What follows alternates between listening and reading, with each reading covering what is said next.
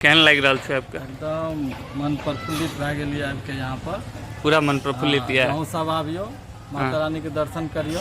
हाँ एकर असीम अनुकंपा छै, हाँ। जे मांगबै पूरा मिल जाएत। भेट जेतै ना हाँ, बिल्कुल। सब कुछ। अहाँ मंगलियै? हाँ, हम तो मांग लेलियै। अहाँ की मंगलियै? नीक कन्या। आप देखियो। बाबा मंगलखिन या नीक कन्या, एकदम सुंदर से। केहन कन्या मंगलियै? आर की मांगल जाय छै। अच्छा, कन्या नहीं मांगे छै? नहीं, जे दे दिए। ओ अहम जरूरी छै। नहीं, जे दे दिए। हुनर में हरारू चाहे सुना